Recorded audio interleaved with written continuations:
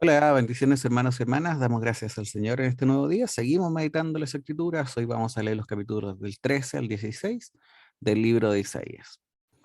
Nosotros, mientras estamos leyendo, no podemos olvidar que lo que escribió Isaías está inspirado por el Espíritu Santo de Dios y por lo tanto procede de Dios.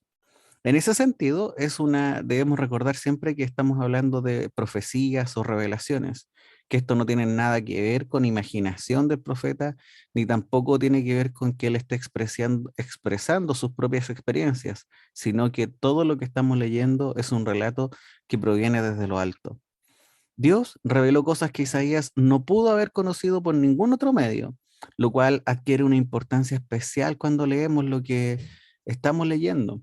En estos capítulos de hoy día leeremos algunos comentarios sobre Babilonia. Y en ese sentido, algunos comentaristas bíblicos se preguntan si realmente el profeta pudo haber profetizado acerca de Babilonia, entendiendo las diferencias de la época en la cual escribió el profeta y la época en la cual ocurrieron los hechos relacionados con Babilonia. Durante la vida del hijo de Amós, Babilonia todavía no era una potencia política ni militar, ni siquiera una nación muy conocida. La nación dominante en el Medio Oriente en esa época era Asiria.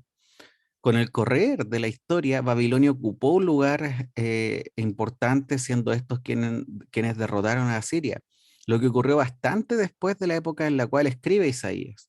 Algunos críticos incluso han afirmado que varias porciones de estos capítulos debieron haber sido añadidas mucho después de que el vocero de Dios había muerto, porque estos oráculos anuncian sucesos que este enviado de Dios no pudo haber conocido estando en vida. Esto es lo que piensan ellos.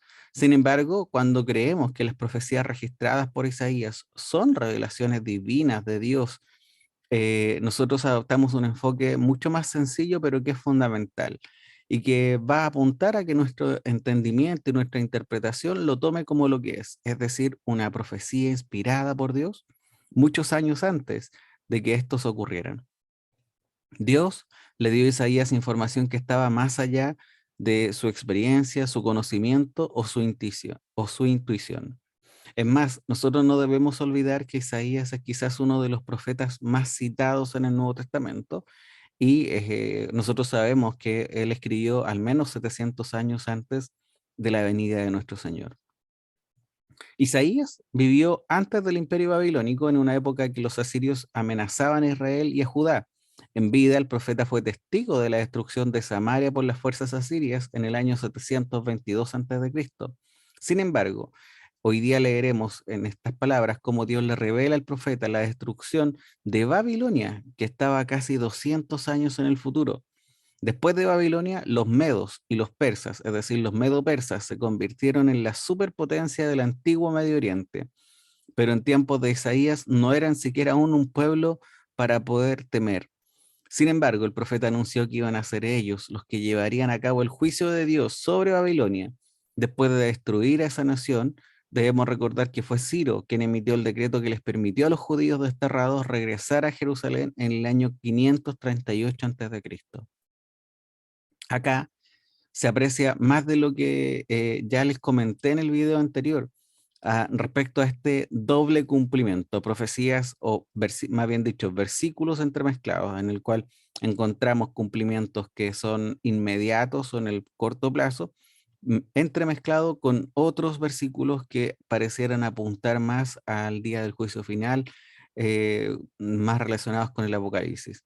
Por ejemplo, cuando nosotros leemos los versículos 9 y 10 del capítulo 13, dice así, dice, He aquí, el día del Señor viene, cruel, con furia y ardiente ira, para convertir en desolación la tierra y exterminar de ella a sus pecadores. Pues las estrellas del cielo y sus constelaciones no destallarán su luz, se oscurecerá el sol al salir y la luna no irradiará su luz. Entonces, nosotros podemos decir que estos versículos coinciden mucho más con lo que está narrado en Apocalipsis. Sabemos que apuntan finalmente a un evento futuro que aún no se cumple.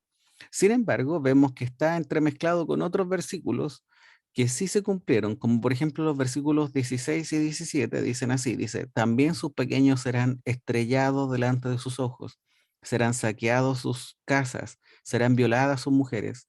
He aquí incitaré contra ellos a los medos, que no estiman la plata ni se deleitan con el oro.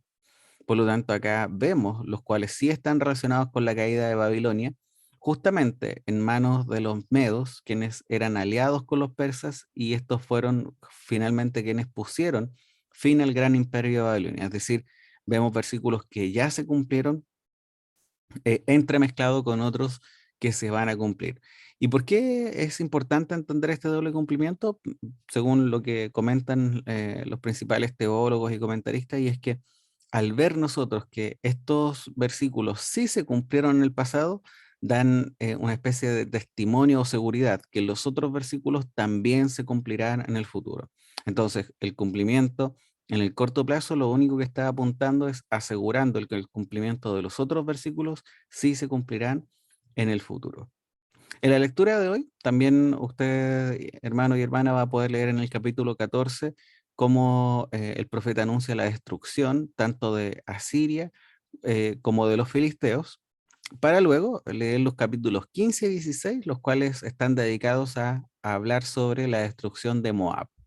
Y sobre los capítulos 15 y 16 podríamos destacar la postura del profeta en relación con Moab. Al principio vamos a ver que hay una especie de lamento simple donde no se manifiesta su opinión ni positiva ni negativa, pero luego en el versículo 2 encontraremos una referencia a los altares idólatras que tenían los moabitas y vemos cómo Isaías asume una especie de tono de condena hacia estos. Luego pasamos al versículo 5 de este capítulo 15 y vemos que el profeta exclama y dice, mi corazón grita por Moab. Estas son las palabras que hacen pensar que el profeta también sentía una especie de simpatía por el pueblo o lamento al ver el juicio de Dios. Y luego vamos al versículo 9 del capítulo 15 y veremos que hay una afirmación que indica que el Señor acrecentaría el sufrimiento de los fugitivos de Moab, dando así otro vuelco más. Por lo tanto, esta alternancia que vamos a ir leyendo en el relato respecto a Moab de parte del profeta, los capítulos 15 y 16, veremos cómo finalmente el castigo del Señor sí se ejecutaría, pero al mismo tiempo hay un sentimiento genuino que lo lleva a lamentarse por el costo humano, por la tragedia que sufrirían los moabitas. Así que no era fácil, y eso es lo que veremos a lo largo de todo el relato, para el profeta Isaías también, ver lo que ocurriría, ver tanto lamento, tanto dolor, al aplicarse el juicio del Señor en medio de las naciones. Así que te animo, hermano, a que sigas meditando, leyendo, que puedas seguir orando en medio de tu meditación, que puedas reflexionar sobre estas profecías y cuántas profecías no se han cumplido y cómo está nuestro corazón. Si estamos expectantes, si realmente confiamos y creemos en el cumplimiento de esta profecía, aproveche a orar y meditar en esto el día de hoy y lamentarnos, así como vemos lamento del profeta Isaías por lo que va a ocurrir. Creo que también es un buen momento para poder lamentarnos nosotros respecto a lo que va a ocurrir con todas las personas que aún no han llegado al arrepentimiento, no han cambiado sus vidas, no han entregado sus vidas al Señor.